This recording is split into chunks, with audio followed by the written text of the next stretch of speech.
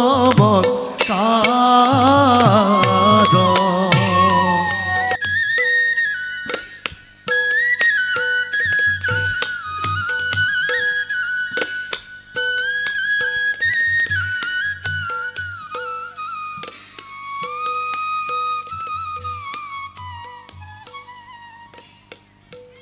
পশ্চিম আকাশত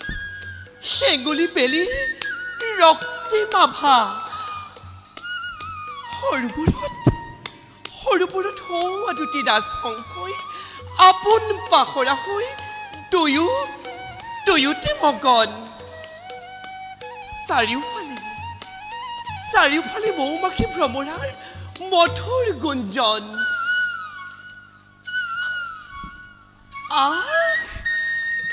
তাতে আকৌ কোকিলৰ সুমধুৰ ধ্বনি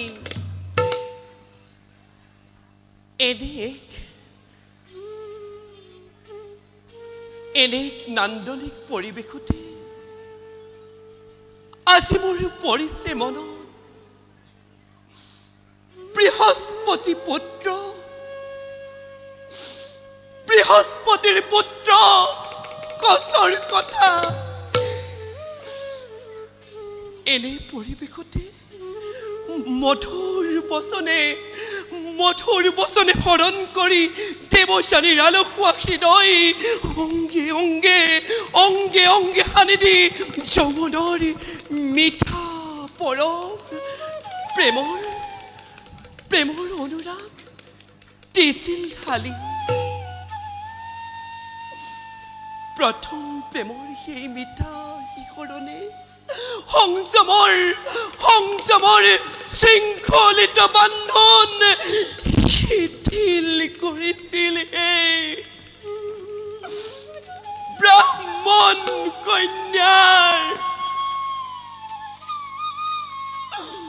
কিন্তু বুজিব পৰা নাছিল এই দেৱযানী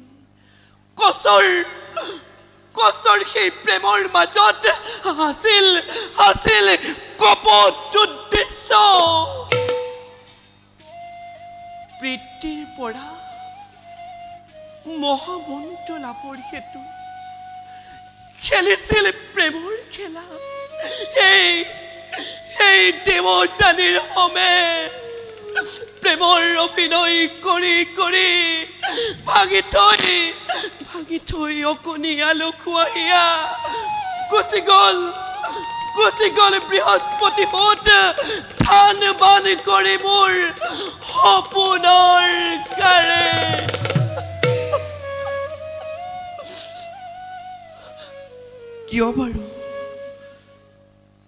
কিয় বাৰু নিষ্ঠুৰী পুৰুষ জাতি কেনেকৈ পবিত্ৰ প্ৰেমৰ নামত প্ৰতাৰণা কৰে নাৰী সমাজক নাই এই দেৱযানী কোনোদিনেই পুৰুষক নকৰে বিশ্বাস প্ৰতাৰক দেৱতাৰ বাবে সমগ্ৰ পুৰুষ জাতিকে নিন্দা নকৰিবি আৰু দেৱতা প্ৰতাৰক দেৱতা বিশ্বাসঘাত দেৱতা হল যত অনৰ্থৰ মূল তাক জানেই বুঝেও দেৱতাৰ ষড়যন্ত্ৰ পুনৰ প্ৰতাৰিত হলেই শুক্ৰাচাৰ্য অভিশপ্ত হলি তই দেৱতাৰ ঘাত তাৰ বাবে দুখেই শুক্ৰাচাৰ্যৰ তোর দুর্ভোগিয়া পিতৃ মুখ হাসতে দে মুখ হাসতে দে পিতা এয়া তুমি কি কৈছা পিতা হয়